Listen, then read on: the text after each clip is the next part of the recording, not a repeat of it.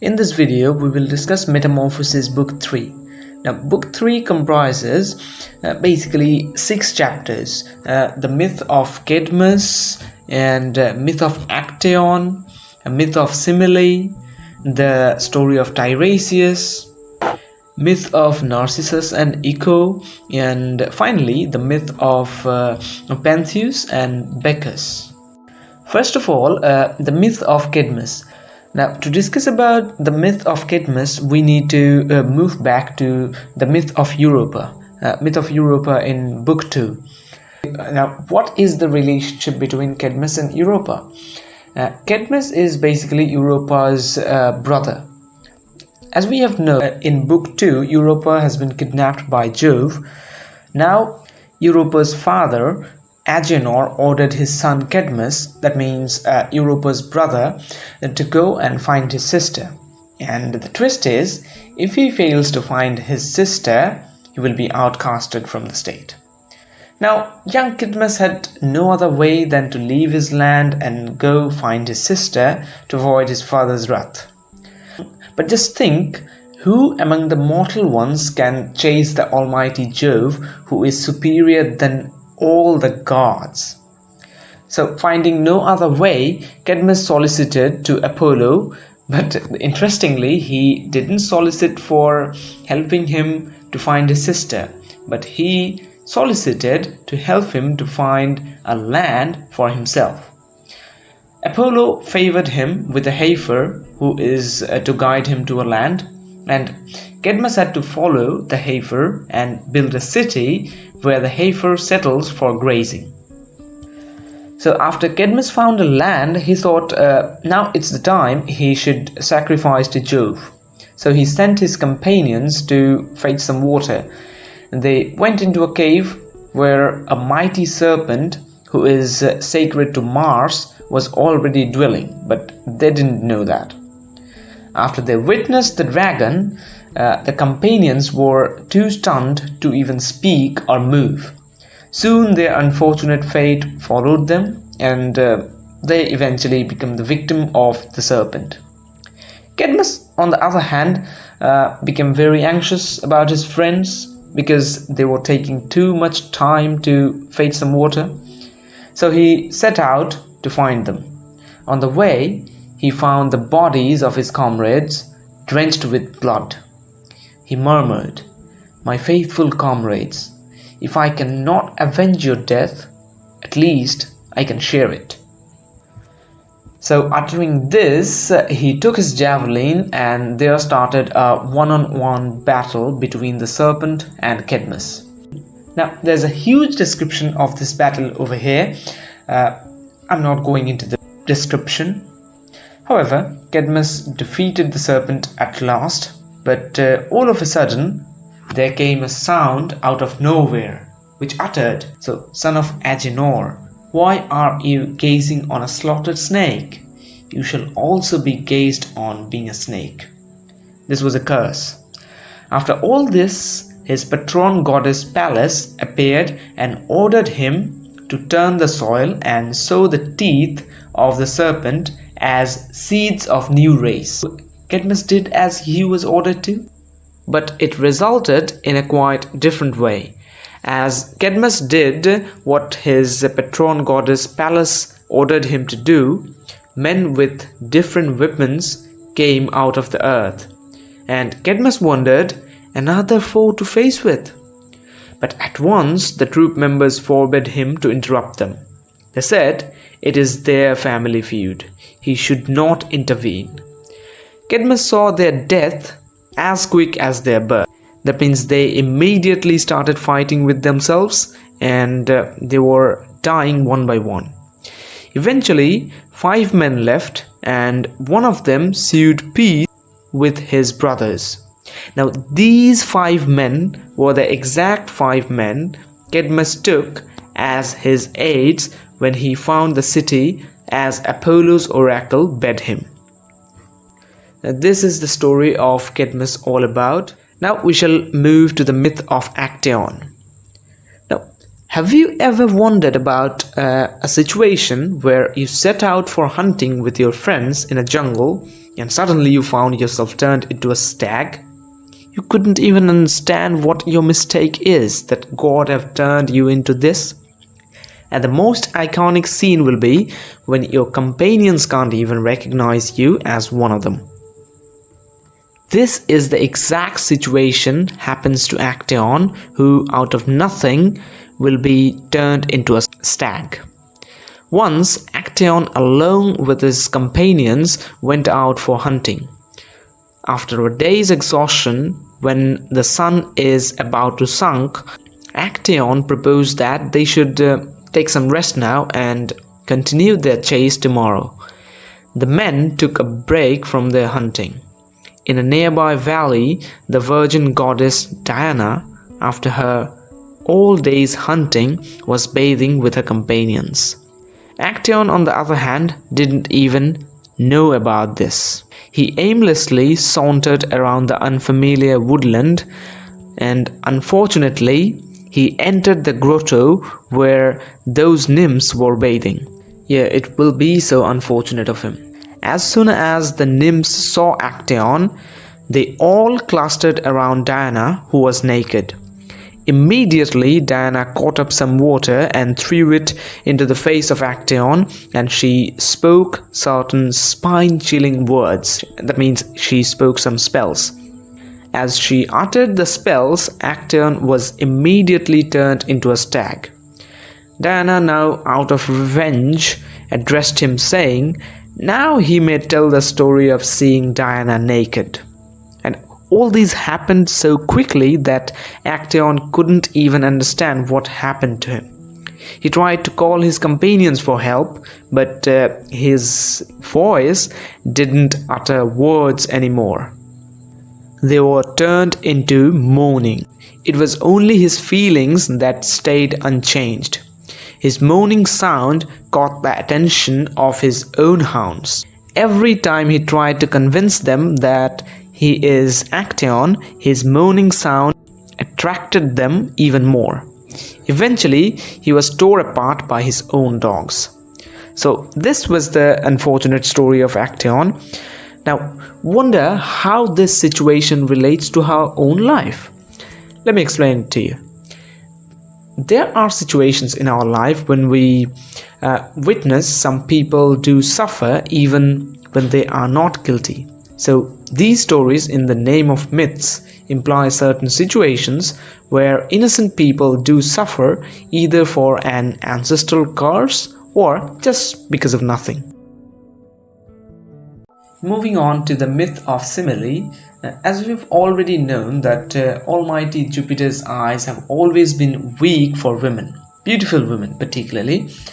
We have seen in Book 2 how Europa was seduced by Jupiter, and naturally for this habit of Jupiter, his sister cum wife becomes furious every time he practices his habits.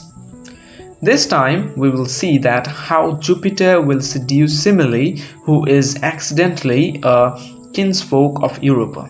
Wonder how Semele is related to Europa? Now understand this very carefully because these characters are so confusing. Now it all begins from the story of Europa. If you don't know the myth of Europa, go to the description of this video. The link of book 2 is given there.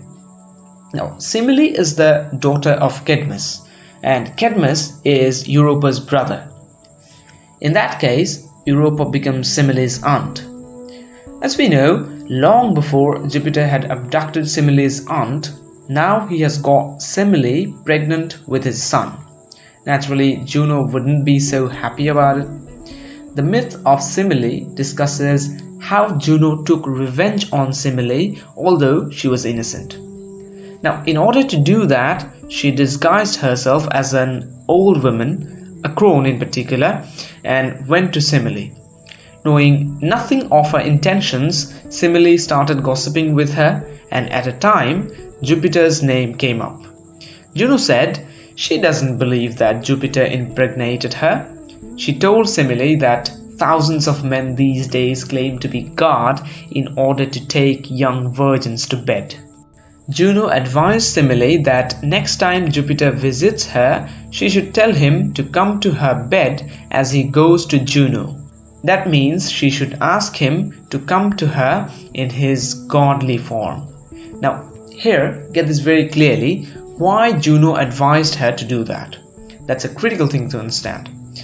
Jupiter goes to Juno in his godly form, which means humans can't even bear to see it. They might be burned to death because they are gods. This was Juno's plan, getting Semele and her son killed by Jupiter himself.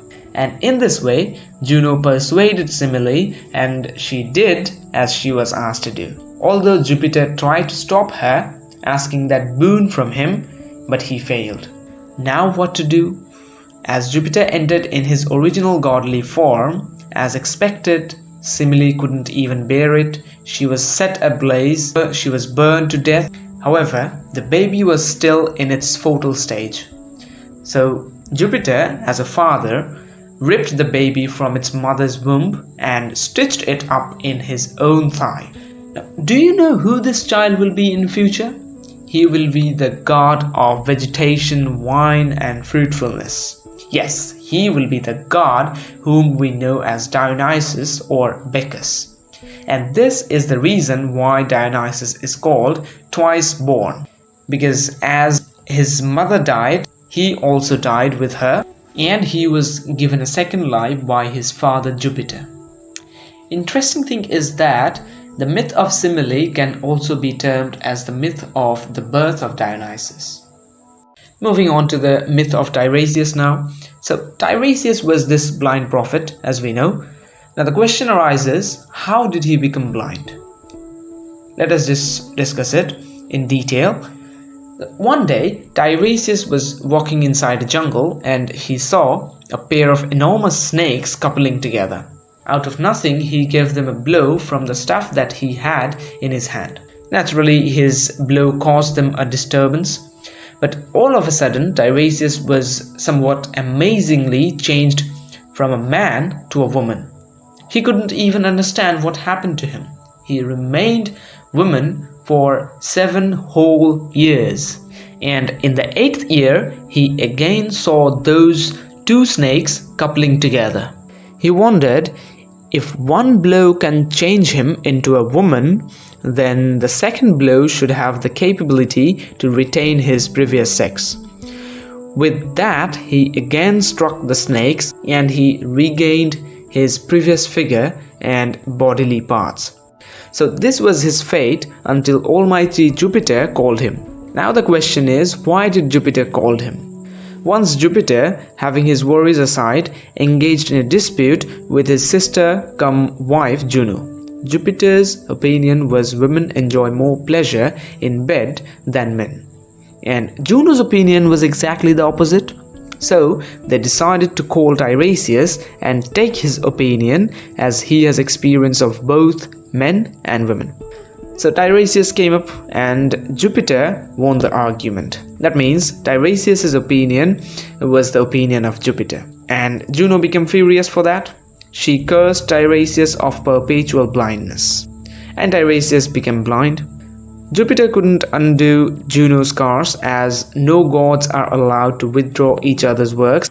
But instead, Jupiter awarded him with the gift of clairvoyance. That means, though Tiresias is blind, he would have the ability to see the future, and in this way, Tiresias became the blind prophet.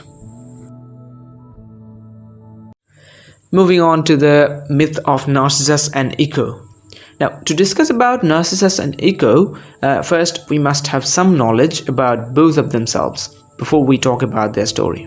Narcissus was the fruit of river god Cephissus and river nymph Liriope. Thing to be noted here that Cephissus raped Liriope. He didn't fall in love. Neither they have a relationship. So, after the birth of Narcissus, his mother Liriope consulted with the blind prophet Tiresias about her son's future, whether he will live to an old age or not. It's a mother's thing, you know. Tiresias assured her that Narcissus would live as long as he is unaware of himself. That means he will live so long as he never knows himself. If he ever comes to know about himself, that will be his last day. So, with time, Narcissus grew up, and many girls, even lusty men, desired him. But he was so stone-hearted. On the other hand, Echo was a nymph who was cursed to repeat the sound and last words of others. Her story is another instance of the consequence of God's wrath. So Echo one day tried to protect Jupiter from Juno's wrath. While Jupiter was busy making love with other nymphs and Juno almost caught him red-handed, it was Echo who kept Juno busy in a long conversation with her. And in the meantime, the nymph was safe. When Juno came to know about Echo's doing, she cursed her to repeat only the sound and last words of others. Now that we know both the history of Narcissus and Echo, we can now move to their mingled story. Echo has once fallen in love with Narcissus, but she was unable to express her love. On the other hand, when Narcissus was unable to find his companions in the jungle, he gave a loud call. He said, "Is anyone there?" And Echo repeated, "One there." But interesting thing is that, though Echo repeated it out of her curse of Juno, Narcissus thought one of his companions was there. He then again said, "This way, we must come together." And Echo replied with the joy, "We must come together." And immediately she burst in out of the forest and wanted to hug Narcissus. But Narcissus was this stone-hearted man. He didn't even permit her to do so. He said, "May I die before you enjoy my body." Echo's reply came, "Enjoy my body." Being rejected and scorned, and having said that, she fled to the forest to hide her shame. It all happened because of the curse that Juno gave her. And from then onwards, she started living in lonely caves, but her love persisted still. With time, her skin grew dry and nothing but her voice remained. So in this way, her name Echo is justified. On the other hand, one among so many admirers, having rejected by Narcissus, prayed to the god that Narcissus may fall in love one day and never obtain his desire. Out of revenge, they said it, Now, interestingly, this prayer was heard by Nemesis, the goddess of revenge and retribution. After that, one day, being exhausted with hunting, Narcissus came near a pool to drink some water. As he leaned down to drink some water, he saw a figure beautiful as Apollo or Bacchus. Being unaware of the fact that it was his own reflection, he tried to hold and kiss it. And as he leaned down more, he fell into the water. And in this way, we can say that Narcissus was slowly consumed by the fire inside him. He died in excessive love with himself. That's why people say narcissistic love when somebody loves himself so much. The myth of Pentheus and Bacchus. In the myth of Pentheus and Bacchus, we will see Tiresias is interrelated. Tiresias, after he prophesied the fate of Narcissus, became famous as a prophet. His reputation spread through the towns of Greece, but however, one single person was found to reject him, and he was Pentheus, the son of Chion. He called Tiresias a blind old fool, and Tiresias prophesied his fate. He told Pentheus that a day is not far away when his corpse will be strewn in 1,000 places, polluting the woods and polluting his mother and her sisters. But Pentheus didn't even believe in it. He didn't like Tiresias as a prophet, After some days, Bacchus arrived, and with him came the festive mood. Pentheus saw his people drunk and lecherous. He criticized his people so much and addressed Bacchus as weaponless boy who is not the son of Jupiter. Then he ordered some of his people to bring Bacchus in chains. And those people who went to bring Bacchus couldn't find him and came with a member of the cult, whose name was Acotus. Before killing him, Pentheus asked him his name, his whereabouts, and why did he choose to practice this religion of Bacchus. Acotus then started his story. He said He, along with his mates, once started a voyage to Delos. But the sea wind brought the ship to the island of Chios, and there they spent the night. In the morning, they found a boy with a beautiful face like a girl's. The fellow mates of Acotes captured the boy and wanted to take him with them. Acotes tried to stop them, as he could see something divine inside the boy. He himself only could see something divine inside the boy. But his companions didn't even give him any attention. They hit him instead. Bacchus then turned these people into dolphins, and since then Acotus became a disciple of Bacchus. But Pentheus didn't believe in his story. He ordered his guards to take him to the dungeon and torture him. When they were about to torture him, the doors flew open and shackles dropped from the prisoner's arms. Something magical happened, As we know, we readers know that Bacchus is a god. So something magical happened then. But Pentheus remained unshaken. He went for himself to Mount Cithaeron to capture Bacchus. There, he tried to spy on some disciples of Bacchus who were practicing their rituals. But one of them saw Pentheus spying on them. She rushed towards him, thinking Pentheus a wild boar. Guess what? She turned to be Pentheus's mother. In a state of frenzy, she mistook her own son for a boar, and eventually she, along with her two sisters, tore Pentheus apart. And in this way, Tiresias' prophecy turned out to be so true. So this is the end of Metamorphoses Book 3.